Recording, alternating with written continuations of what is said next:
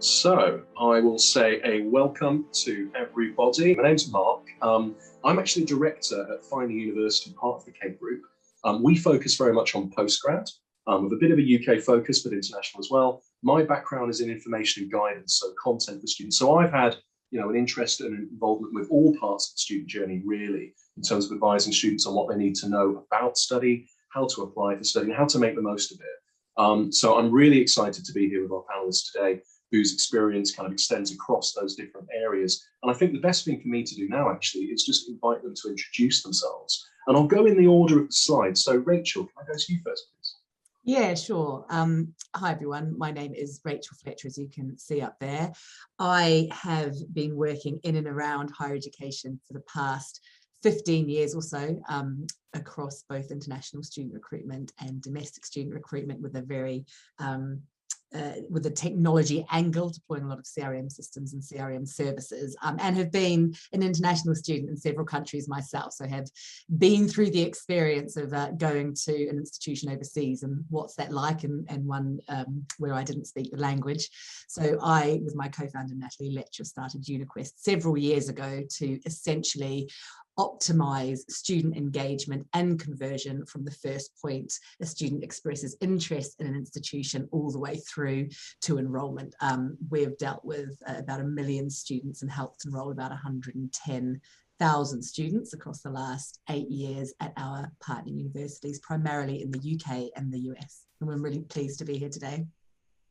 Thanks, Rachel. You're already making me feel a bit inadequate, because I've never studied abroad, despite having done the full setup to PhD, but always wanted to. Maybe I should do another degree at some point to do that. Nick, can I go to you next, please, for an intro? Sure. My name is Nick Cook. I work at Bethany Lutheran College. It is a small college. We have about 800 students in Mankato, Minnesota, also kind of a small city. So my perspective is with working with a school that has a much smaller student body. And so if some of our participants are coming from that sort of school too, then maybe some of the insights I have might be specifically geared for you. But I've been working here since 2015. Kind of when I started, we had never really had an international program. So a lot of it was learning on the fly and doing everything we could to really broaden our whole student body from just domestic students to both domestic and international students. Thanks very much, Nick. And I think, again, that the people representing different organizations and different types of institution is really useful when I get different perspectives. It's very much the aim today. Kasandrea, you're kind of here with two hats, aren't you? Both your background with your institution, but also you do something quite interesting, don't you? Yeah, good morning, everybody. My name is Kasandrea Sereno. I am currently an academic advisor at the University of South Florida. So we're a large public state school down here in the Southeast United States. We have about 48,000 students, about 2,000 of which are kind of fall under me and my team. And then where you might otherwise know me from is from HigherEdSocial. We are the world's largest professional society for social media managers who work for colleges and universities. We also have an arm that works with K-12. So our organization is really looking to connect folks who work in that marketing arm of things, marcoms, social media, and all facets of that. So excited to be chatting with you guys today. I should say as well, we're definitely going to talk quite specifically about social media. I should also say, having said that, Kasandrea does something quite interesting. Of course, all the panelists do interesting things. I don't wish to single Kasandrea out specifically there. Finally, Philipp, can I go to you, please, for a quick intro? Yes, good morning, good afternoon. I'm Philipp, and I have started to study in Germany and at the University of Münster for my what nowadays you would call undergrads, and then transferred to the US, and interestingly enough to the University of South Florida, where I was working as a graduate assistant in international affairs, and I got my master's degree there, and then came back to Germany and founded an athletic recruiting agency. And for almost a little more than 18 years now, I've been helping universities to recruit student athletes from abroad, mostly Europe, mostly German-speaking Europe, and obviously at the same time assist families to choose the right universities for them. So it's a lot about expectation management and finding out what someone is looking for and where you can find it. And during the process, we handle all kinds of all the aspects. So we also do the admission process. We work together with the admission offices. We take care of the eligibility. We take care of visa, and we also stay connected with the coaches, universities, and students once they are in the US. And now we have become part of the Keystone Sports Network to work together with my colleagues from the other countries to offer the students and the universities the best possible experience in that. Well, thanks very much to all of our panelists for their intros. And I think, fair to say we've got, really good breadth of experience here, different universities, different types of recruitment, specifically sports and so on, and people with experience of, the application pipeline, the role of social media and so on. So I think it just behooves me as chair to get going really with some of our questions and our topics. What we'd like to do first of all, I think, is talk about outreach. So we're going to go in a logical order. We'll start with outreach and marketing. And I thought a nice question to start with. And Kasandrea, can I start with you for this one? I will move things around really, and we'll go around the panel. But, what do you think really makes a university stand out for prospective students? There are lots of things, but what would you pick? What do you think really does that? I think for what students, what really sells it for students is they are looking for how they can fit into the experience, right? All the schools have great lecturers. They have amazing people with fantastic credentials. They all have squirrels. They all have dining halls. They all have housing. But a student, when they're visiting a college, they're asking themselves, can I see myself here? And so with marketing and from that aspect, telling the student story is what is most valuable to those students. They need to know, can I see myself here? Can I see myself with these students that I'm seeing in these brochures or on these Instagrams?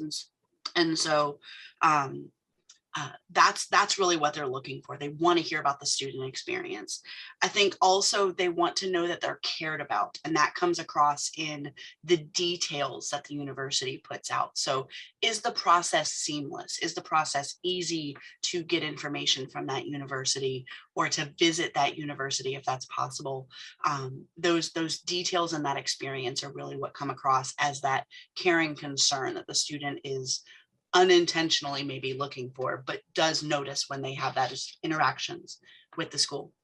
I think those two things would be linked as well, wouldn't they? Being able to actually visualize yourself as part of that community, and then the word being, the emphasis being community, feeling cared for, feeling included.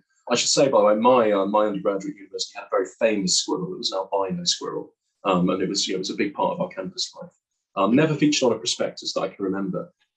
Nick, can I take that question to you next? I mean, maybe just whether you think there's something that in particular that you emphasize at Bethany Lutheran, or you think in general that students are looking for to make a university stand out. Absolutely. I think that every school is really good at something different. Something that Bethany is really good at, where I work, it might be very different than what another school is good at.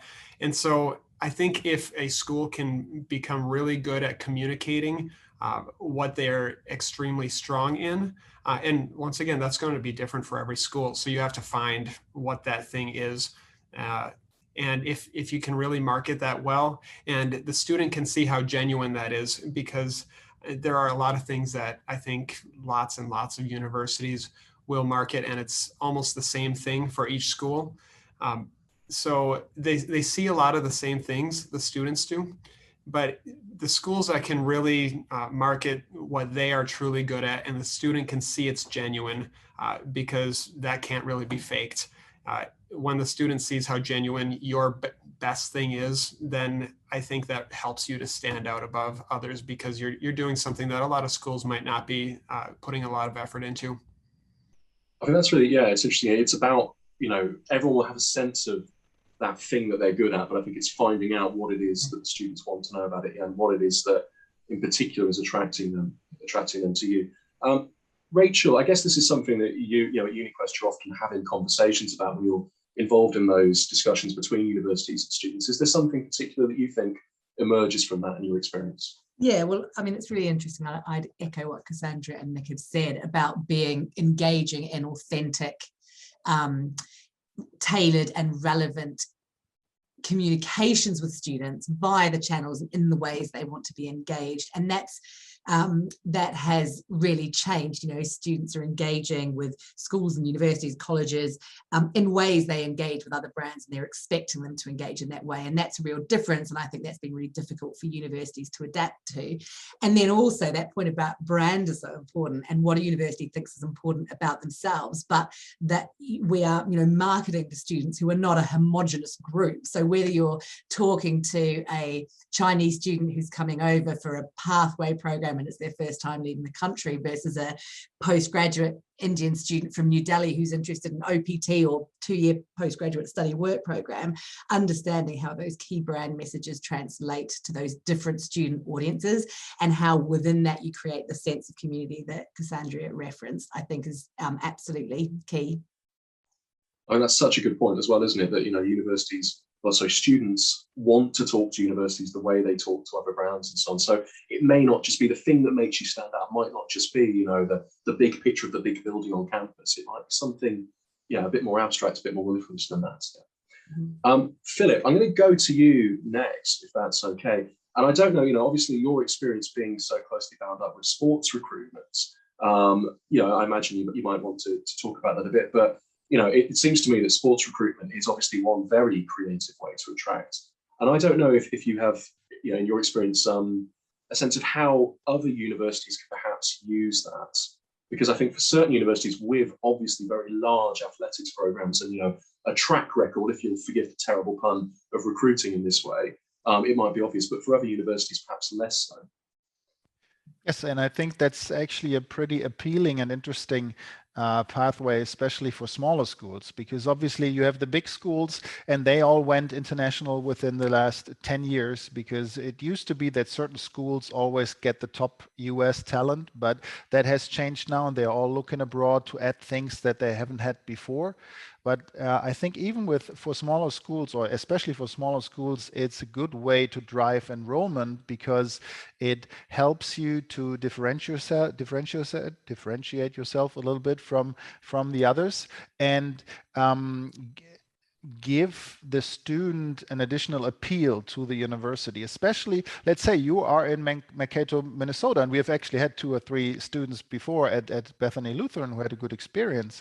It's about helping them to see themselves at this place. And international students, especially if we are not talking about Los Angeles, New York, you know, they've never had any exposure to any other areas in the US. And some might even be a little bit scared. Okay, where am I going? I don't know anything about this place. And one thing is obviously from an admissions standpoint, really showing good care and that you are individually catering to the students. It's about removing some barriers. So if in the past you have only accepted a TOEFL, now it might be a good idea to think about a Duolingo, accept that one. You know, it's just removing barriers. That's a different topic again. But then in regards to the athletes is they might love to play soccer, or they might love to play field hockey, or, you know, run track. And then and this college sport is very appealing to many international students, also especially Europeans. They've seen it on TV, they've heard about it, they've heard from friends, and they would love to be part of something of that. And if they can do that at your school and you offer them a spot on the team, and you give them some kind of scholarship so that they can shave off some of the cost. I mean, you have enough students who will still pay 15, 25K for the tuition housing board and have that experience. But you need to put them in touch with a coach, with other maybe international athletes who are there already, who can share their experience so that they can get a feel for whether they could be comfortable there. And that might be the drawing factor, or the pulling factor actually, to draw the students to, let's say, Minnesota instead of New York or someplace else. Yeah, I think so. I think it's nice the way that actually does call back to, as you said yourself, Philip, at the beginning of your answer there, you know, to some of the other things we said. You know, sports is something that absolutely would make a university distinct, and it seems to me to be such a great way to help students visualize themselves as very literally part of the community and part of the team. So I think, you know, it's not something that in my professional background I've been hugely aware of, but it does seem so interesting, something I'm sure lots of other universities could do more with, potentially. And that is exactly the point, what you just said. They envision themselves of being part of the team. They don't envision themselves arriving at an airport, standing there alone, not knowing what to do. They know I will connect with some of the other players or athletes beforehand. I have a coach that I can turn to, and I envision myself as part of a team. So I don't think I will feel homesick, hopefully not homeless, homesick, because I have teammates there. We share the same passion. So it kind of removes some barriers again to make that step. And I think, just again, to kind of echo that point, we see it all the time with the students we're dealing with at that pre-enrollment stage during the journey, that they are absolutely, whether it's a sports scholar or not, trying to find out what it's going to feel like when they get on campus, what it is going to feel like to be part of that institution. And increasingly that cohesion between the pre-enrollment experience and what happens on campus is really important, because if a student doesn't get a response to their inquiry or isn't being given key information at a critical point during that pre-enrollment, pre-application experience, then they feel like that's what it's going to be like. And so making sure both of those things are excellent is increasingly important. Definitely, yeah. Nick, am I right in thinking sports is part of the recruitment for Bethany Lutheran, isn't it? Well, it depends on the student, right? Some students absolutely are very interested in playing sports, and I kind of have to remind them, you're doing an academic application right now. But it does depend on the student, and some of them are very interested in playing a sport while they're at school, yeah. I think before we move on to the next part, I wanted to kind of flip the question, be a little bit cheeky here at the top. So we've said, with a little bit of a focus on sports there, what we think makes a university stand out. Maybe we do this as a bit of a quick fire. I wonder what the panel think universities think makes them stand out, but in our experience, perhaps doesn't. Rachel, can I start with you for that one? Yeah, I think it's the flip side of what we just talked about. I think it's the brand, universities thinking it's the brand that makes them stand out, but they're not being communicated in a way that's meaningful to their students, either because it's, again, looking at them as kind of a homogenous group, or it's just not doing it via the right channels. I was talking to a university the other day who said, we're not a WhatsApp uni. And that kind of just doesn't cut it anymore. So so the brand might be brilliant, but if you're not disseminating it properly, it doesn't mean very much. I'd love to know which uni that was, but we probably shouldn't ask, so let's not. Philip, what's something that you think, in your experience, universities often, assume if we just stick this on the cover of the prospectus, we're sorted, but actually it's not there. Well, this is one experience that I can share, and that kind of caters to the big schools out there, to Big Ten programs or whatever in regards to athletics. They very well-known institutions in the US, where anyone would say, well, great alumni network, great academics. They have a very good sports team in either basketball or football, and schools are simply used to that certain status that they have, because everywhere they go, people know them. But that is entirely not the case when you go outside of the country. And this is something that you need to be aware of. You need to explain who you are. No, that is such a good point, though, again, is that, for different international audiences, the things that people are aware about domestically. Here in the UK, a lot of people know there's the Russell Group, which is like the big, it's not the UK Ivy League, but let's just say it is for simplicity. It's not, and some students are aware of that, some aren't, and actually they need to kind of position that.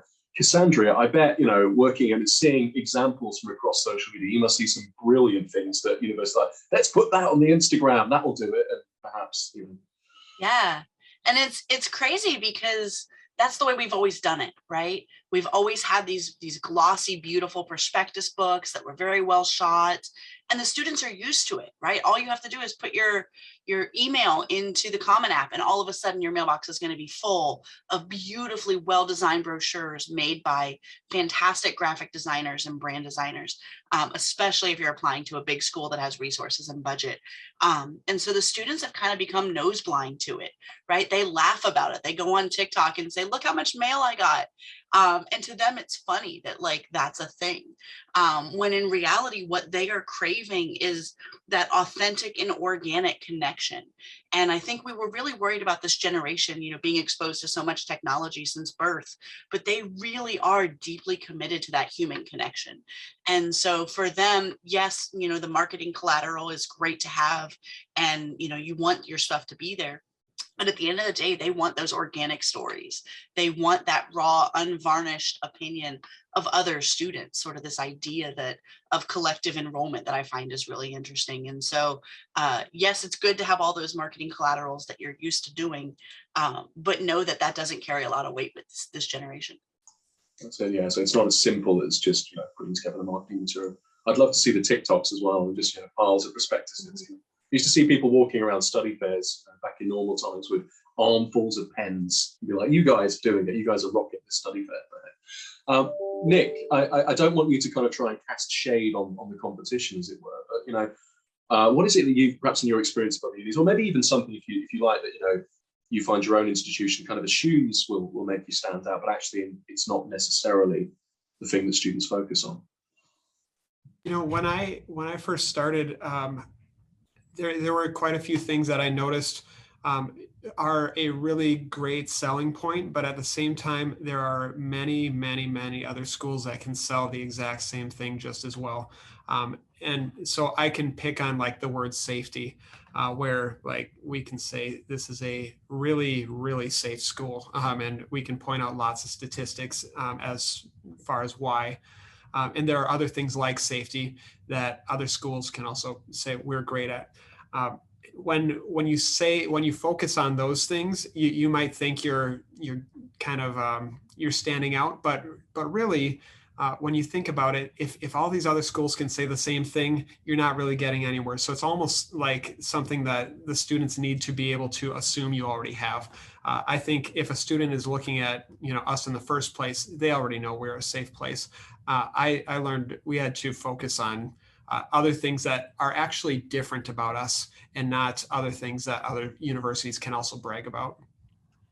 It's a really good point to make, isn't it? It reminds me of, whenever you look at, job advertisers, we are an equal opportunities employer. Well, is there someone out there who isn't an equal opportunities employer?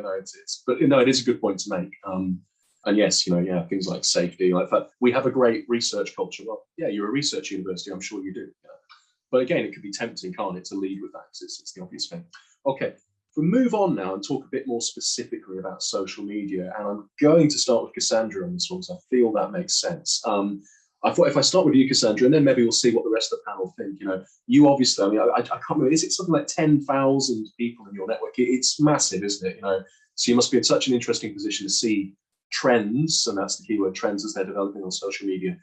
What are you kind of seeing? Is there anything kind of, obviously for student recruitment at the moment? Yeah, it's bananas. Yeah, HigherEdSocial, we actually just hit 10,000 members, or we will hit 10,000 members today, across 76 countries. So it's definitely a breadth of opportunity in there. And like Nick was saying, everyone has an Instagram, everybody has a Facebook, everybody's got a parent group. And so what we have been seeing, I think the trends up until now have been very much sort of that brand push, right? That one to many. We're gonna put out this beautiful version of who we are and what we're doing. They've recently sort of stepped more into the storytelling piece. You'll see that especially with student takeovers; those are becoming more popular. Really getting that student perspective out there. But I think what's really going to be the next push in terms of what we're doing, because we're really saturated on social media, right? The chase for followers, the chase for your hashtags and your impressions and your engagement is becoming very, very loud in that space. I think what we're going to see universities moving towards is collecting their prospective students with one another. In the community, sort of at the top of the funnel, right? So instead of the university kind of being a hub and spoke model where they're pushing information out to those students, really following what we see when something goes viral, and that virality between users, where the users are talking to each other about that common institution or about that thing. And so the potential for brand expansion within that is literally limitless, right? So if you look at sort of how things go viral, and I think that's going to be the next big push for universities, and looking at what does that look like? Does that happen on a particular platform? Does it happen on social media? Does it happen in sort of an incubator space, something like a Zeme or something like that, where it's more, more closed community? But really looking at how do we get the students to talk to each other, because we know that's what they want, right? And we've always known that. We know that when a student comes to campus, getting the experience of stepping foot on campus and connecting with other actual living students is what usually moves the needle for a perspective, right? And now since COVID, that hasn't happened. And so how can we take what we know to be true in the historical ways of doing things and pivot that into this digital space, be it in social or be it on another platform, but to really democratize the conversation, right? I think what Rachel was saying is spot on. And these students want that unvarnished approach. They want that raw, real, authentic engagement, and they want to interact with the school the way they interact with other brands. That is a common expectation. If I have a question and I tweet at you or DM your Facebook page, I expect a response, because literally every other business I do business with functions in that same way. And so we can't just pretend that as a university we're not going to function that way. If we're going to use the platforms like other brands use the platforms, we've got to know that comes with some expectations from our end users. Definitely. I think we're going to talk a bit, aren't we, about responsiveness, sort of research that Rachel's done. I actually, like, you make a point there, Cassandra, that sort of moves me on in a way. We'll stick with this question, but maybe if I finesse it a little bit. You're talking about these kind of student communities, and you mentioned student-generated activity, ambassadors, and so on. Obviously, that's really big at the moment. There are platforms that exist to help universities do that if they don't already have that. I was wondering, as well as that, if I could just quickly ask you a kind of a follow-up, really, do you see people doing much with alumni? Because it strikes me that there's so much more that could be done there. When you've got these students, these existing communities. That's an interesting nut to crack, because we tout our alumni, right? We like to put them on our Wikipedia page. Where are our famous alumni going? But there's definitely been less of a insurgent to really connect with them and keep them within the fold. And I think when we look at that in our current sort of siloed model, a lot of that falls on alumni to manage, right? Sort of the reunions, the homecomings, and they're used to doing those big touch point events. But how can we weave the alumni experience so that it becomes everyone's job to engage alumni, the same way we have embraced it is everyone's job for student success. It is everyone's job for recruitment, right? And so how can we continue to harness the power of our alumni? Because at the end of the day, they are our end product, right? They are what we are most proud of. We really should be leveraging them more, and offering them more services, right? Not just being there when they're looking for a job or a networking event or to come back for a football game, but really leveraging who they are and the expertise that we have built into them. That's the fantastic thing about a product like education, is it is with you forever. No one can ever take it away from you. It's different from, driving a particular brand of a car or something like that. There's this real sort of fealty and loyalty that comes to your institutions, especially here in the States. I think that's very much a big thing. You will see people, at their 50, 60, 70-year reunions, still wearing their letters, still wearing their university on, quite literally on their sleeve. And so I think we could be doing more. That's a great space to really step into and engage more with. I was going to pick that up, and maybe if I go to Philip, I don't know. I genuinely don't know, and I'm being a bit selfish. I'm curious myself to see what the answer is. I'm sure you'll have also observed, interesting social media trends as well, Philip, working in the space. But does sports feed into alumni? Do people kind of, I used to play for this team and I come back and so on, or? Yeah, naturally, these are good references for any athletes. So that is a standard way of how we connect people. I mean, when you look at many rosters, there are some internationals on there already. And we always connect any prospects with international athletes who are there already. Because again, I would totally agree that they are the best ambassadors, and it helps the students if they can feel like, hey, how can I imagine myself in their shoes? and they don't have to be from the same country. I mean, it helps when they are from the same region, so that you have a roughly similar background. But anyone basically international helps, who has kind of a genuine look at things. Does Bethany do much in terms of alumni network? Is that part of your outreach? Thinking that we are still talking about outreach here, and is there anything that you're finding, has worked for you particularly well on social media recently, related to alumni or in general? We do have a department that works very closely with alumni, and being a school that has always been small, it's very, easy for us to keep that community pretty close. And, every year a lot of alumni will come back during our fall festival. Obviously, alumni, they have their own lives at the same time. And so that's a big challenge for, getting their time.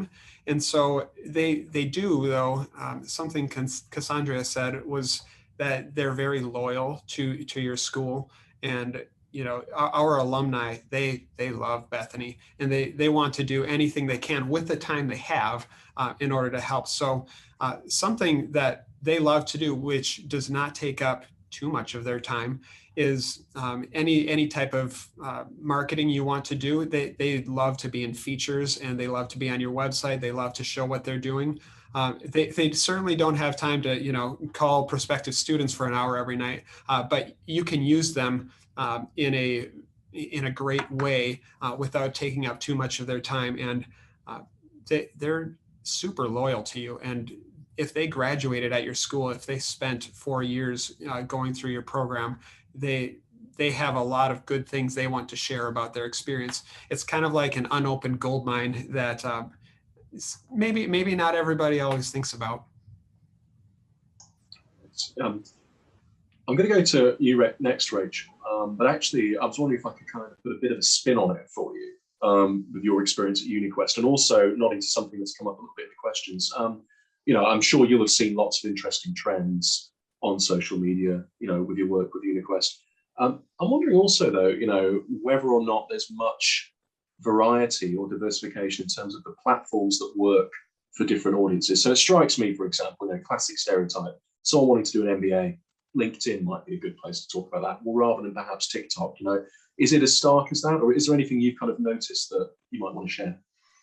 I mean, I think I would certainly defer to probably Kasandrea and other people on the panel around the social platform students might most want to engage in. But I think what I can address within that question is kind of two things. One is the combination of what social media channels prospective students might be on, but also the kind of official engagement they expect from the institution. Because I think while we talk about social and everything is, I completely agree with, and I see in my day-to-day around creating a community and hearing from other students, there is also an expectation about how that student will be engaged with by the university. It is the university who will be teaching them, and like Kasandrea said at the beginning, they want to think the university cares. So the kind of differences we see, for example, are like how students are using instant messaging platforms, which might come from Facebook instant messaging, it might be WhatsApp, it might be a live chat placed on the university website.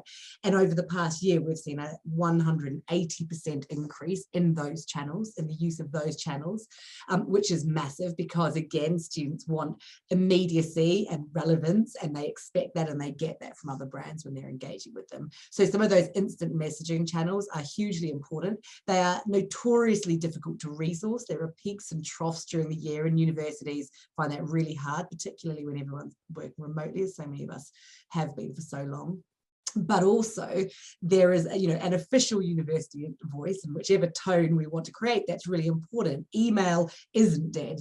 There is a lot of great email content and marketing content that universities produce, whether it's about some of what's going on in social, whether it's about their alumni, whether it's about the other great news stories, and presented in the right way that's really personalized and segmented, that can really appeal to the audience as well. So there are kind of a plethora of channels students can use. We know that they are engaging via social media to find and create that community and answer the "do I fit here" question, but that has to work in tandem with really considered, thoughtful, consistent and ongoing communications that are coming from the university to hold their hand through that entire process.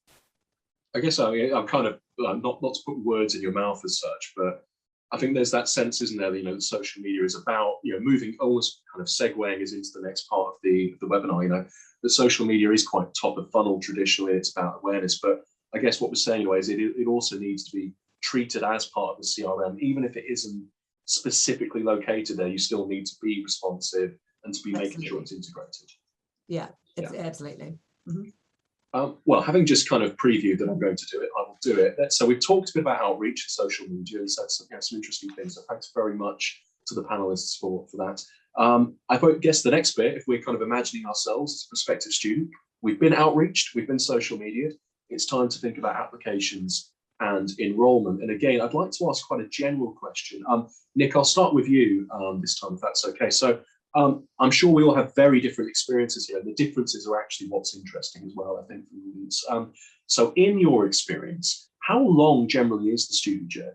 And also, if it makes sense for you, how many kind of points of contact, or should we say touches, do you generally find are necessary to move kind of through from application to enrollment, if you can put a number on it? Yeah, well, I'll start with putting a number. Well, it's hard to put a number on it because I think it has to be a lot more than whatever the number is that you think. Part of my job, I teach ESL classes in the fall, and I get to read some essays from students, and sometimes they'll talk about when they were looking for a university to study abroad, and it opened my eyes to how the experience of looking around for schools and the whole getting into a school, for them, it's a much more traumatic experience than we might imagine.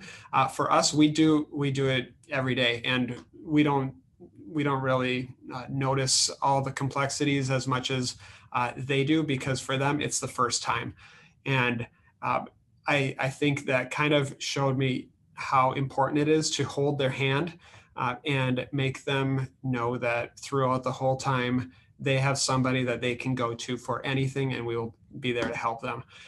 Because once again, they've never done this before, and they're getting hit with emails about everything. They have to take certain tests, they have to gather their financial documents, they have to get recommendations, they have to find official transcripts, they have to go get a visa, they have to schedule flights.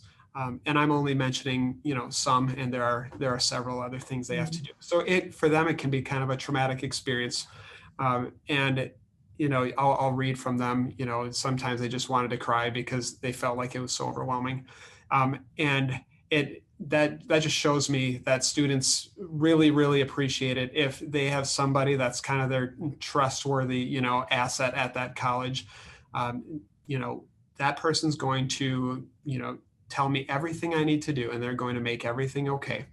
And that ends up being a whole lot more than, just 10 personal contacts. If you're not going to talk to them every single day, but, being available to them throughout the entire semester long, process, with everything they need to do, it ends up being, a lot of different points of contact. Hard to put a number on it.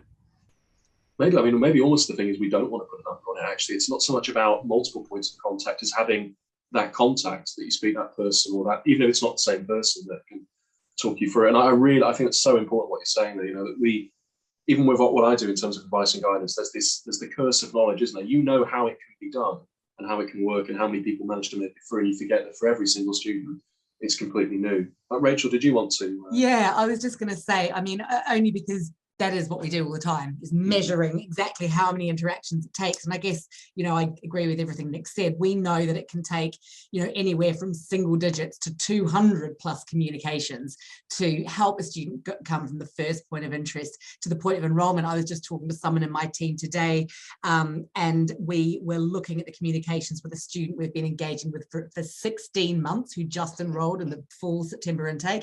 And we had 109 communications with them across, live chat, WhatsApp, one-to-one emails, email marketing, phone calls. So part of, I think, what is important about understanding that and understanding how much it takes to get them over the line is also being able to iteratively optimize how you're engaging with those students in cycle. You know, if you know, for example, which we do, that a student in India is much more likely and willing to engage via live chat with someone, and that's how they want to seek that information, than a student from Nigeria who's much more likely to email you, will then tailoring the resource, the operations and the effort to be where your students want you to be and engage with them in a way that feels easy for them, achieves exactly what Nick's describing as well, which is that hand-holding effect, which those students absolutely need.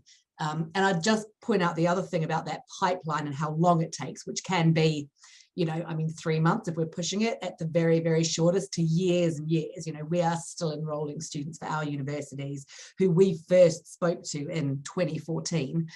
But also it's not linear. And I think often in these conversations, we talk about the pipeline as a really linear thing. And if we are talking pretty specifically about international students who are traveling to a destination to study, we know, again, from having enrolled over 100,000, that only around 20% of international students who enroll at a university will have made any inquiry pre-application. So essentially 80% of student enrollments, international student enrollments, are stealth. So the university will only see them for the first time at the point of application.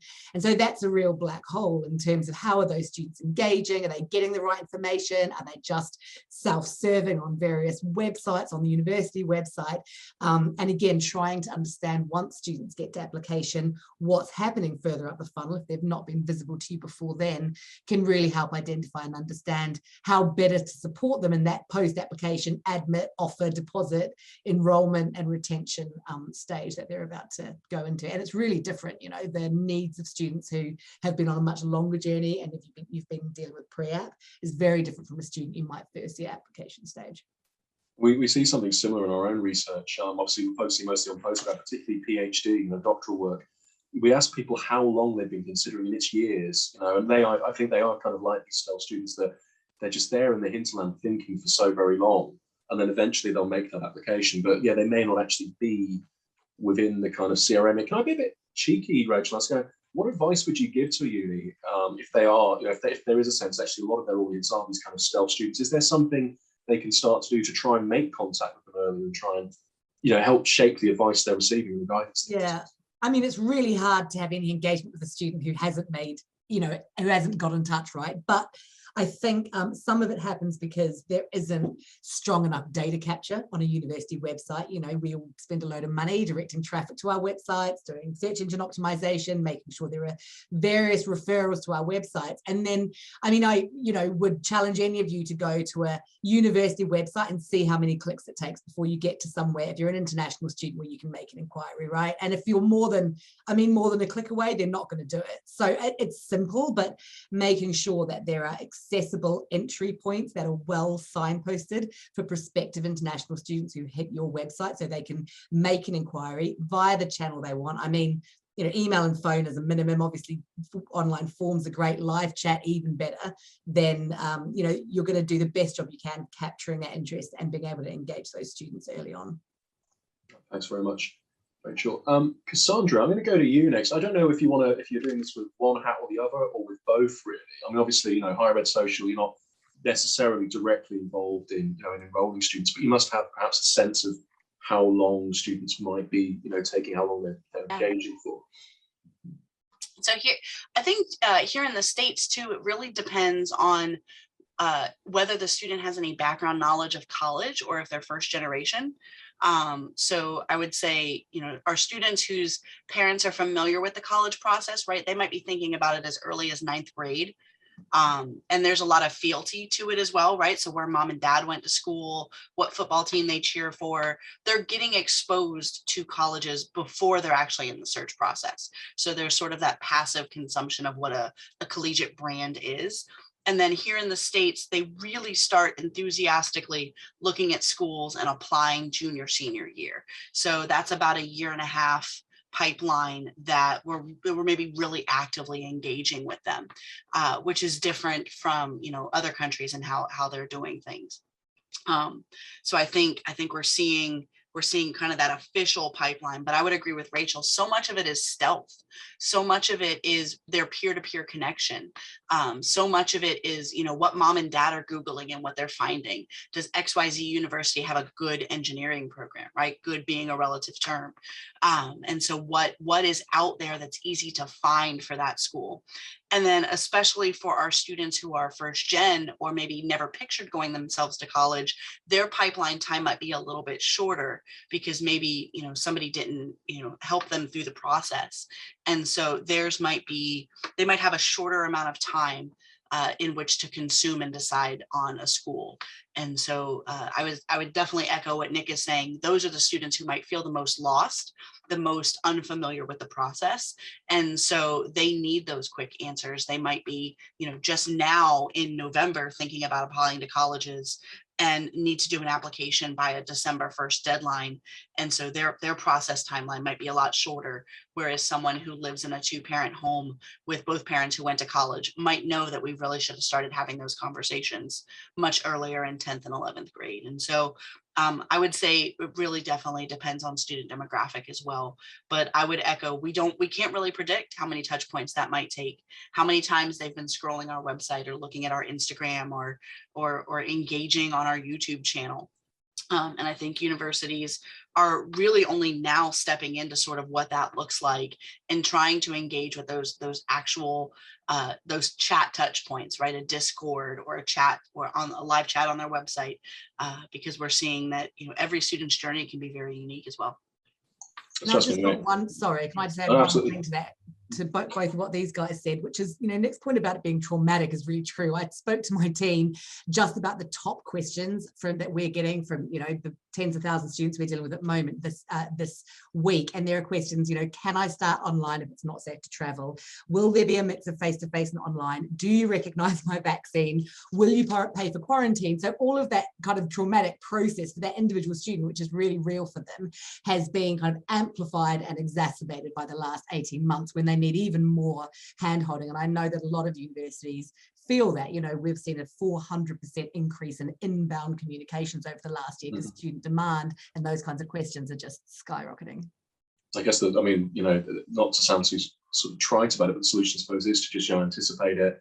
And when they get to that patient, have that contact thing. Come up with, like, the kind of thread through all of this really is have that sense of a person at the end who can just be, you know, the answer to those questions and can kind of guide them through it.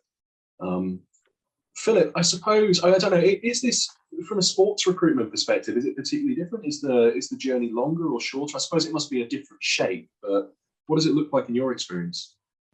Well, in general, I think international students start the process way later than domestic students because no 9th grader in Italy will envision himself going to Northwestern University. That is something that comes way later. I would say mostly the senior year, and maybe sometimes they take a gap year and then go. So that it's a little different crowd. And other than that, I don't think it's the admissions or enrollment process itself. I don't think it's that different. And something that just came to my mind was about being open-minded in the admissions process. I mean, I know that you have to have some standards. You can't treat every student entirely individually, but I would like to see a little more flexibility and also looking at the entire case of a student and not just decide with like, that's the framework we are in and there's no left and right. I mean, many schools are removing the SAT. If you have always worked with the TOEFL, that's fine. Think about the Duolingo. That's going to help, especially because the Duolingo will cost the students like $90 to apply. TOEFL is $350. That makes a difference. So if this school accepts the Duolingo, I can take this test online. It costs, half or a third, and it's easier for me to achieve the score. Then this gives you a real recruiting advantage if you offer the Duolingo. And then during the process, I sometimes see some admission offices who have their standard procedures. And again, I mean, obviously you need to have some affidavit of support on the financial side in order to issue an I-20. So that's not the question. Of course, you have to do that. But some schools, for example, are, let's say, Florida schools. I usually get a lot of students from the Middle and South America. And I just recently had the case where I had a student with a regular European bachelor, and the smaller school was saying, hey, but this is only 3 years, not 4 years, so we cannot admit you into our program. And I was showing them, like, okay, here we have, 15 students from last year who got directly into the program of big schools, and they didn't have to take classes, or they didn't even have to take an additional year in the undergrads, and there's good reason for it. If you follow the statistics in higher ed, it's pretty obviously that's comparable.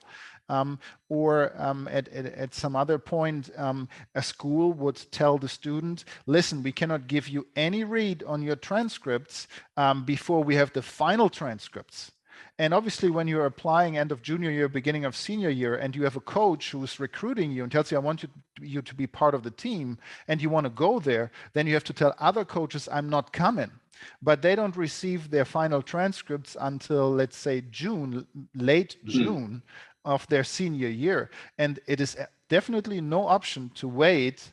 Maybe you need to have it translated, maybe even evaluated, to wait until July to know, will I start at this place in August, or does everything fall apart because I cannot afford it, or the coach in the meantime has 3 other athletes? And so it's a bad situation for the coach, for the school itself, and for the student. And that could easily be fixed when at this point, okay, we take your transcripts up to your senior year, we give you a read on that, it's roughly a 3.0, so it would fit there.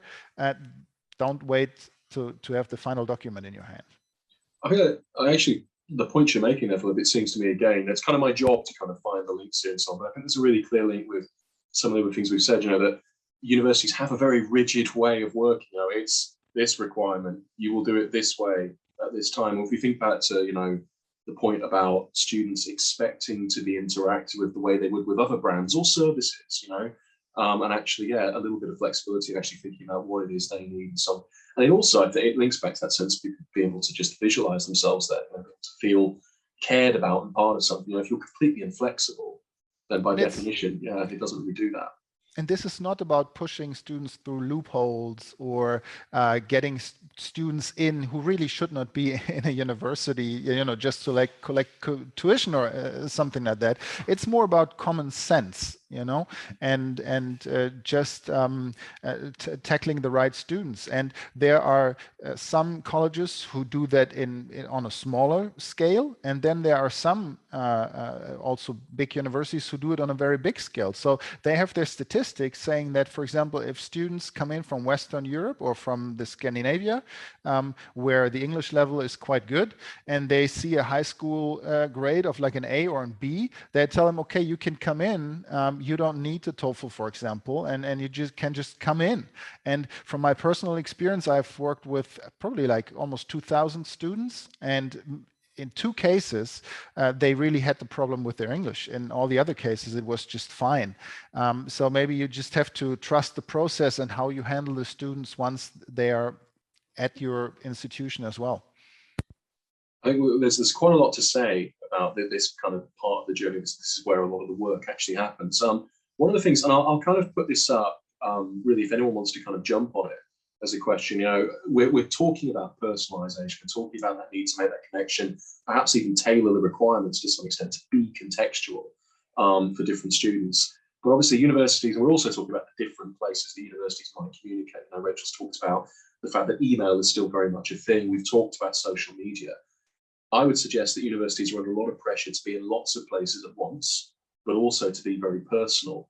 And I think that's an obvious kind of push-pull thing now, isn't it? How are you omni-channel, if you like, but how do you also tailor that? I don't know if anyone has any particular tips. I won't pick on anyone, but if anyone would like to kind of share some, Rachel, I'll go to you. Mind giving a brief answer? I mean, I suppose, you know, on a number of different conversations I've been having through the past year, a lot of what this comes back down to, if it's going to be in any way scalable for an institution, is where it is valuable for a human being to communicate with another human versus what can be automated. You know, that isn't an easy thing in itself to figure out, and it's systems dependent, and you need the right people and platform and process to make that all work. But applying, you know, the valuable human resource in an institution where they can advise and engage with students at a point in that journey where it matters, and then using, you know, the best of technology or different kinds of technologies to automate what can be automated in a way that is still personal and segmented. It's the kind of perfect marriage between those two things that will help universities scale to that demand and be in the different places students need them to be. It's not easy, you know, which is why I think a lot of universities aren't quite, you know, find it hard to get there, because there are disparate systems that don't talk to each other, and a few student ambassadors here making a call and email marketing here that's not joined up to anything else. So it's not easy, but it is that combination that over time will provide a really good foundation for growth. Thanks, Rachel. Does anyone else want to speak to that, really, just in terms of, you know, kind of balancing, you know, what we might call omnichannel with personalization? Kasandrea, were you? Yeah, this is a really interesting one, and I think Rachel hits it on the nose. We have, especially in our larger universities, very, very siloed operations, and that's just kind of organic in how it came about, you know, Industrial Revolution and all of that. And that is not the way business today is done, right? We need to have sort of those ideas of systems and how things communicate. And if our systems are not talking to each other, then we need better systems, and being willing to let go of what that looks like. And I think for those students, really making sure that we're providing that for them and what that looks like. I've done it. I spoke whilst on mute. There we go. We've ticked the bingo card. Thanks very much is what I said whilst on mute. Okay.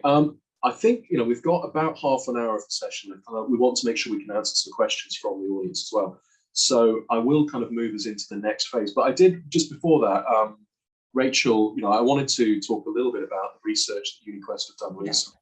Well, I think in a way we've kind of touched on some of the findings anyway, because you talked about them. But you know, I don't know if you'd like to, not so much as a victory, but just to kind of, you know, summarize some of the things I found particularly interesting. Is I think this is right. You have to correct me if I get this wrong, but something like a quarter of inquiries to universities didn't get any kind of response. Yeah, that's right. I'm really happy talking about that just for 2 minutes. So this was the Inquiry Experience Tracker, which was some market research we launched with a great company based in Australia called Edified.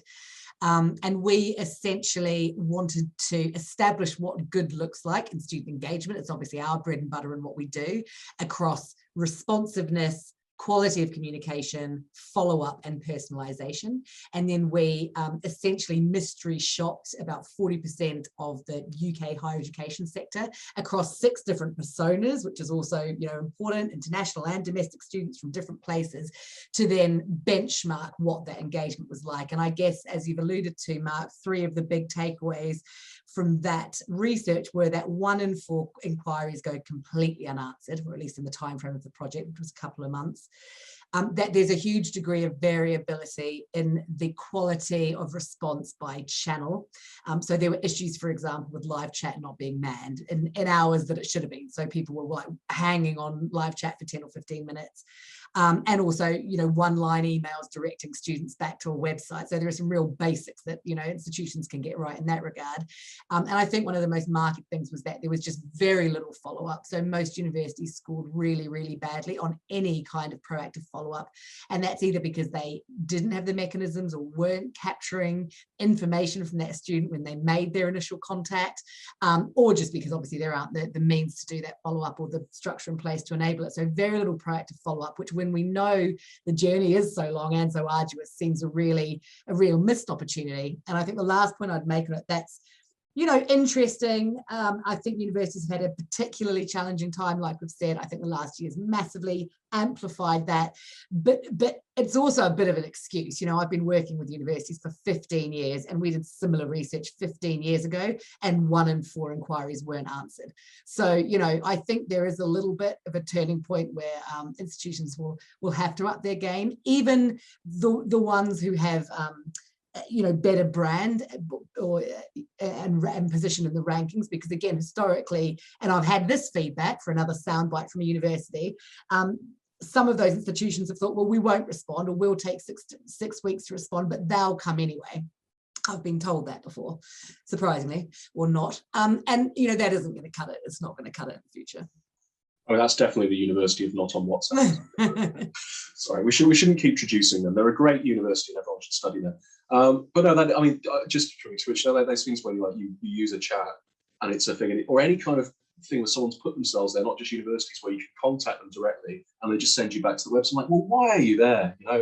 Yeah, it's the basics sometimes, isn't it, that can be improved there. And I'm sure we've all, we've been guilty of it too. Everyone does that sometimes, goes, oh, the answer's over here, just go to someone. No, they want to talk to you.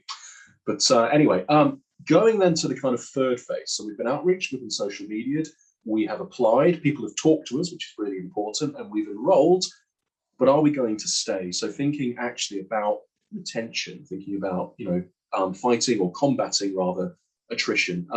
And I thought, actually, Nick, if I can go to you first and just ask, in your experience, I don't know if, I'm not suggesting this is a particular problem for Bethany Lutheran, I'm sure it isn't, but it's a problem at all universities to some extent. Where is it that you see the most attrition? Either just between sort of people who are basically all but enrolled and then for some reason don't enroll, or even if this is something that happens for you, students who have enrolled and then kind of drop out, students that aren't retained. Yeah, we track it very closely, and it's part of being able to do that is being smaller. We can actually look at each individual student and reasons why and things like that. But sometimes I notice certain countries will transfer a little bit more often than other countries. I wouldn't, say live which countries we've had experiences with that happening. But when I see that, it's something that tells me we really should interview these students, before they leave, and see like, okay, if a lot of you from the same country are having an experience that is making you want to, look for other things, could you tell us a little bit about, why was this a preconceived thing, like before you even got here? Sometimes I wonder was that already your plan? But sometimes you can really get good information on things that you can improve, things that sometimes are pretty correctable, that you may not have even thought of. It's just you have a completely different culture, and because of that, some things that a lot of your students take for granted, for them it was a huge adjustment, and that's why they were looking for something else. So different countries sometimes, but there's always something to learn. And I'll also say, when I was hearing that story about the studies done in the UK about universities responding, it just made me think there's clearly a huge opportunity then for anybody who's watching this webinar, because if that many schools are doing a poor job of getting back to students and holding their hand, if you will, you easily can stand out, right? Sorry to go back to the last question, but I just thought that was really staggering. And everybody, that wants to be different, you can immediately stand up way higher than the rest of the other universities, if that's true.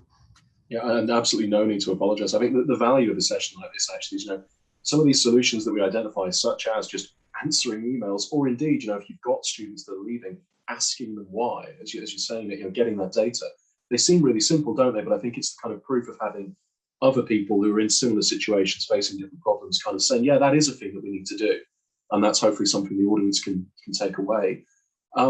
Philip, I don't, obviously you don't work with a specific university, but, and again, I expect the scenario for sports is perhaps quite particular, but it could still be very interesting.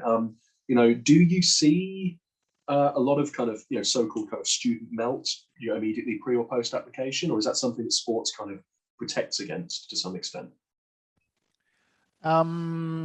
Not generally, but I mean, you can look at the NCAA statistics. They have tons of statistics, and basically they say that student athletes are more likely to graduate than regular students, because there are obvious effects, like if you're part of a team, and you're kind of taken care of, you're integrated into the community quicker than others. You have peers who share the same passion. There's actually, there's I would say generally a higher retention rate, because let's say you're competing in a women's soccer team and you made the conference quarterfinals, and you might not be sure, do I want to stay or not? And then, hey, next year, the team and I, we want to really win the conference championship. We are going for it, So these are factors keeping you there. But there are two other aspects to that as well. The other thing is obviously that can also go into the wrong direction. So let's say you get a coach who, maybe puts things on you that you don't like, or you have a bad experience in the team, and you don't have anyone helping you there, putting that into perspective, then you might rather have a culture shock, whereas most athletes rather do not have a culture shock because they have teams with other international students in there. But sometimes that triggers the culture shock. And then the second point is, I think that you have to work it two ways. On the one hand side, the athletic departments, obviously with the coach being the first point of contact, they need to make sure they take good care of the international students, and especially at the beginning, sit down with them and get a feel for them, and do like a couple of feedback rounds at the beginning, see, okay, where can I help, and build trust. So because they are simply different than domestic students, they come with a different background. But then also what I think is important, that you as an international office, as an international admission office, international student service, however that is called, you should always put a feedback loop in there, like 2 or 3 weeks after they arrive at the end of the semester, so that you can collect some feedback, see, are there any issues? Are there possibly any issues that the coach, simply because of his, her education, cannot help with, but me, with having that knowledge about the international community, is that something where I can get involved and help to make it a better experience? So I think, and this is what we also do. I mean, every time someone starts school, we call the students, we call the coach, ask how are you guys doing, and then we do it towards the end of the semester. And sometimes it's little things where we can help, where there are just misunderstandings, but maybe the athlete doesn't know who to talk to, or they're a little scared of talking to someone, and then when you step in, sometimes it just dissolves and everyone is happy. And that's a really good suggestion, just generally, I think, isn't it? So Nick's talked about when people do leave, making sure we find out why. And actually, as odd as it sounds, maybe even the people who are staying, it's worth still getting in touch to some extent and going, well, how is it going for you? Is this meeting your expectations? I guess one of the things that occurs to me for this is, if we have issues with student retention, is the problem that we're not setting the right expectations? You're looping right back round to the kind of outreach and marketing. And even the students who are happy with their experience, if we can ask them, go, hey, is this kind of roughly what you thought it was going to be? What do we need to know? That could, kind of, it's a bit of a flywheel, isn't it, really, if we've got flywheels kind of feeding back round. I think, actually, so that we have time for Q&A, this will kind of be our last question. I'm going to go to Kasandrea and Rachel with it, and just invite, if you have any, where, in your experience, where do you think attrition potentially happens, and mitigating strategies really for that, and then we'll have made our student journey, and we can ask the audience what they'd like to ask us. Kasandrea, can I go to you next? Sure. I think what we're seeing in the research and looking at sort of student satisfaction is typically students are not leaving because they're not capable. right? A very, very small percentage of our students are failing out or leaving because of academic rigor. It typically tends to be either external life experiences, especially for our first gen and our students coming from lower SES statuses, that the expense of being in school is too great, whatever that looks like, either from a time or money standpoint. That is a huge, huge piece of it. But what we're also seeing is it is, like you mentioned, an expectation issue. What I expected coming in is not what I'm getting served. And for students, that might happen within a very short amount of time, maybe within their first semester. It might happen, in a longer time period, but something about that is not matching up. And so that is almost a lot of the time, it comes down to something social. Right, they're not making friends. They're not having the experience that they wanted. Living in a residence hall 1,000 miles away from mom and dad was more difficult than they expected. Right, even though cognitively they knew, mom and dad are 1,000 miles away. I'm moving, from a different coast. What they expected is not what the experience was, and so that cognitive dissonance tends to be where that struggle is. And so how are we meeting those expectations? So when I work with students, coming down here to Florida, it is hot. Like, it is a different kind of hot, which is different from a student, going to Boston or Buffalo. That's snow, like a lot of snow. And so what are those expectations? And I think that is coming back around to the integration into community. And so if we are working with students and they are building a community even before they apply or before they accept their admissions, and they're coming in as part of something, they've made those friendships. I really do think, and we're really at the beginning of this research, I think we're going to see that impacts very positively retention. Just like Philip was talking about with the team, they have a place, they have a family, they have a community wrapped around them that they feel is meeting their needs. And so what does that look like? And to that angle, that can't just be, these teams of one social media folks who are managing it at their university, right? We can't just say because we're doing Instagram takeovers that, we have a thriving student community and that one person in the basement is just managing all of it. And that is their job to make sure students are feeling heard. Students will freely tell us what they feel all the time. We have to be A, open to receiving that message, and B, platform agnostic about how that comes to us, because it may not necessarily come all tidy wrapped up in a Qualtrics survey that we can use and we can parse data about. But certainly taking those expectations back to heart and resourcing our comms teams so that we have enough hands in the pot to make student success and student retention everyone's job on campus. I think that's so well. The point you make about it needing to be platform agnostic as well, it's coming back again. I keep repeating it anyway, this idea that, as unis, we need to be less kind of stratified in the way we want people to talk to us and to actually accept it. We're going to get feedback here, and here, and we need to get it and use it. I should say, I think here in Britain, we should definitely point out, it may not be that sunny, it may not be that cold, but it is going to rain. I'm sure we do somewhere on the international webpage. But Rachel, can I just comment on one thing that Cassandra said, because I just remembered myself being at USF 20 years ago, shockingly enough, and something totally unrelated to athletics was that the school had an international students club. And this is what many universities do have, some don't. Or sometimes this club is existing, but the international students don't know that at all and never get invited to this. So it's a good idea to have that. B, it's a good idea to encourage students to engage, and C, it's a good idea not to have them kind of self-organize the entire time, but kind of make offerings there. So I think that is a good idea. And also, if you, let's say you might have a problem where you feel like, hey, I'm alone because I'm an international student, maybe these Americans are not understanding me right now, and usually Americans at least are very open and make it easy to engage, but not everyone is as outgoing, or they think I ridicule myself because I know how things are here, then they might find someone in the international student organization to talk to. And maybe if you from the administration, you just show up every 6-8 weeks and say hello, maybe you give them an opportunity and again lower the barrier to reach out to you and talk about the problem. So I think that would be a great idea as well. Oh yeah, definitely to that, Philip. It's intentional. It's got to be intentional at that university.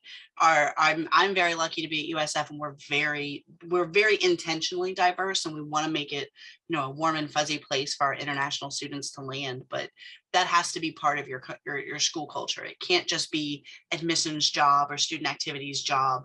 It's really got to be a focus that comes from everywhere. You can't just assume that because it's happening somewhere on campus, everyone knows it's happening. That's the thing. I will go to Rachel finally then, if there's anything you'd like to add. We've been I'm very conscious of time. I think everyone said it, so I'm very happy for you to move on to Q&A. Okay, well, we've got about 11 minutes for Q&A. Thanks everyone for for going through the questions on and for chatting through this. I'm going to pick a few out. One of the things, this is kind of going back to social media, it's a question from Brittany Lloyd, who says, with all these different ways of directly chatting with or messaging students, and the recommendation really, that we kind of seem to be in lots of these places and to maintain it as well as possible. Brittany's asking, who maintains these forms of communications? Is it the marketing or the social media team? Are there specific departments within recruitment? What's the general? I don't really know whether I'll pick on someone for this, or maybe Rachel, because you didn't wrap us up. Maybe I'll go to you. Where do you think this? Yeah, I mean, this is part of the issue. In my experience, when we talk to universities about this, it is no one's focus, and it's 5% of a lot of different people's jobs, and that's really tough. It's tough on the people who constantly have to think about doing it, whose focus it isn't. It's tough because it doesn't work consistently for the students throughout the year. It really depends on the university setup, whether that is centralized or decentralized, whether you've got stuff going on in faculties and departments, whether you've got a central, for the sake of argument, international recruitment and marketing office where you might have some of that team. What I know is that it doesn't work particularly well if it's put in with people who have other priority focuses. Don't give inquiry management to the people who are meant to be turning around applications, because that's just going to mean your applications take weeks instead of days to turn around if they don't already. You don't want to give it to your international traveling people, because they're not going to be answering it for 6 weeks while they're traveling around India. So I don't have a specific answer, because it depends very much on the structure, and it is quite difficult for universities to bring together. There are a variety of ways to do that.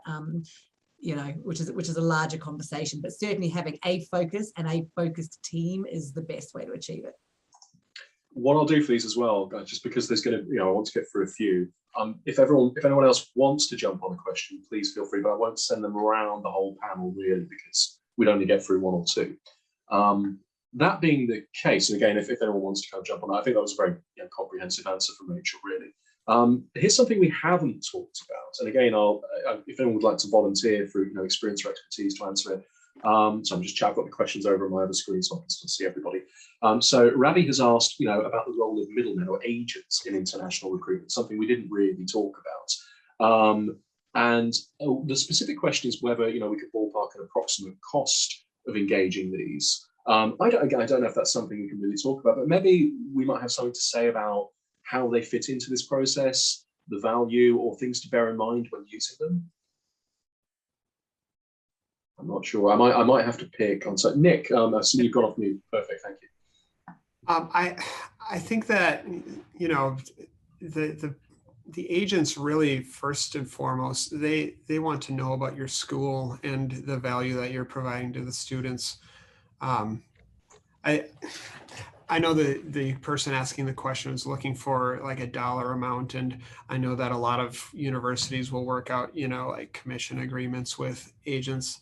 I don't think that's really something that should be the focus here, though, because the agent at the end of the day is not going to be sending any students to you if that is the focus. Truly, show the value that you can provide to their students, and if they see that, then everything else is going to work out. You're setting yourself up for some failure, I think, if that's the angle that you take, because it's pretty predictable how that will end. You know, they might try you out with a student and the student might not have the best experience. Maybe they didn't really know enough about your university to start with, and they're never going to send a student again, you know, whether or not you're planning to send them a commission for the student. So I would really focus on just showing them everything that your school can do for their students, and have the agent come over to your school. I think it's not out of the question for you to, you know, fly them out to your school and allow them to really see what the students are experiencing when they're there. Does anyone else have any experience working with agents? It's not something I know much about really, but perhaps. Yeah, I mean, we do, because we're working with universities who are also working with agents, and we're part of the process, and the agent is. And I'd say a couple of things. One is they form a really integral part of the process, particularly for students from certain regions. I mean, we know that, you know, India and China are very heavily dominated agent markets, so figuring out a strategy for working with agents in those markets can certainly unlock some of that demand. They do help with student choice. They do help with some of the process around the visa and the preparation, and so that, you know, there's a hugely significant role that they play that can be complementary to a university's international recruitment strategy. I would disagree with Nick a bit about the commission. While it shouldn't be the angle you go in on, and you don't want to work with kind of agent who's only going to send students to the school they get the best commission from, it's relatively, you know, well known that there are commission, you know, wars that have gone on between various pathway providers, and there is a reality about, you know, who the agents most want to represent based on what they get paid, but they also obviously have an absolute interest in the sustainability of their own businesses and sending, you know, kids to schools where they're going to be successful and they're going to enjoy. But I don't think those things are mutually exclusive. I think, you know, the commission, which is, I mean, some of you might know better than me, but certainly from my experience, between 15 to 25% of tuition fees, or first year tuition fees, depending on how they're incentivized, would be a pretty standard baseline. I should say, as someone with little to no experience with agents, I cannot rule. I think it's productive to have different perspectives and experiences, but I cannot rule on the issue myself. I've got a question specifically for Philip, because it's to do with sports recruitment. Eva has asked, you know, what a typical enrollment coaching team might look like. So, you know, if you have a team that recruits to sports scholarships particularly, what does that look like at a university? Who generally does that? Well, usually the first point of contact is the coach. Because I mean, there are obviously agencies like ours helping specifically with student athlete recruiting, and usually the coach has a specific need, or the coach has been incentivized from, let's say, the admission office and say, hey, you can help us drive the enrollment, so we give you a certain budget to work with there to bring in athletes. But then at the same time, a lot of times you have international outreach being involved from the beginning. It depends a little bit on from which angle you tackle the students, but usually it's mostly the athletic department working together with the admissions departments and an international office. And I think sometimes if you're planning to go into that direction, I think you need to talk to your athletic department and coaches first and see, are they willing to go out there and recruit international students? Does it make sense in their specific sport? So it's a way different game, let's say, for women's soccer than for softball, because there's simply a much bigger women's soccer community out there that you can recruit from, and that will really have a chance of making the team. So these are all things to consider. Thanks very much. So I thought I'd confuse my moods again, but I haven't. Look at the time. This may end up being our final question, but we will see. Something else I think we haven't really talked about, and I'm surprised because normally I go off on one about this, is postgrad versus undergrad. So obviously my background is mostly in postgrad, or should I say graduate recruitment, for those who are not of a British persuasion in terms of the terminology. And Owen's actually asked a question. I think I'm interpreting this correctly. So Owen's question is, you know, when you're putting together content, or I suppose we can interpret this as just being, you know, when you're doing your outreach and your marketing in general, what kind of balance do you strike? I guess, you know, I'll think of this as being about graduate recruitment, between appealing to students outside the university versus your current student body. Does anyone have any particular insight there? So I guess for recruiting and maintaining current students to progress on to graduate level versus outreach for them?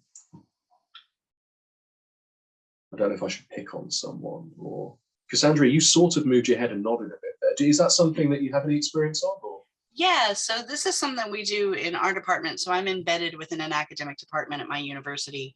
And this is a question that we have started to ask is, what opportunities are there for moving our undergraduate students into our graduate programs? And there is, surprisingly, for a very large university, very little internal recruitment that goes on. So much of it just kind of happens, ad hoc with a faculty member. You might have an undergraduate student in your class and they really, take a moment to pull them aside and say, hey, it seems like you're really doing, you're really enjoying this subject. Have you thought about graduate school? Especially for, first generation students from those lower SES, maybe no one has ever told them that graduate school is an option. And so we have all of these students with us, right? We're watching them grow as undergraduates. Why are we not offering more opportunities to move into graduate programs and making that process explicit? Right? It's not just the Career Center's job to pipeline students into graduate school. It's not just advising's job. And then making it easy for those students, right? So if we're spending time putting on open houses and virtual events for students who are far away from campus, are we offering similar experiences for our students who are here on our campuses? When was the last time a department did an open house? Maybe they'll do one a year. And maybe it's, it's got, 2 or 3 faculty members who aren't excited about being there at all. But we have these students on our campus all the time. So why are they not in more of a rotation? What are we looking at? And is the process more streamlined because the student is already here, right? I've heard from some departments, they're asking for transcripts for an internal student. We have their transcripts. We made them, they're from us. There's really no reason that it needs to be sent from us to us in another department, right? That's a cumbersome process. And so are we building a pipeline to retain our undergraduate students into our graduate programs? And if we're not, why is that? They're here, they already love us. That would be a warm lead. Why would we not want to capitalize on it? I love also my kind of role as a chair. I love that does, in fact, as a final answer, in a way, call back to some of the points we've made today about communities. They're already part of one. Low-hanging fruit isn't a phrase I particularly like, but we've seen these opportunities where simple changes could help improve things. And again, I think it goes back to the curse of knowledge that we talked about as well, that actually, we know this is an option and, we think it's visible, but actually maybe it isn't. We are at our time, and I can just say, honestly, hand on heart, I've enjoyed this. Thank you. It's been a privilege to hear all of you share your advice, your experience. I hope it's been useful for the audience too. I'm sure it has. And, I'm looking forward to coming along and watching the next in the webinar series. But thank you very much to all of our panelists for giving their time. And thanks very much to all our attendees for their questions. Thank you very, very much. Thank you. Thank you.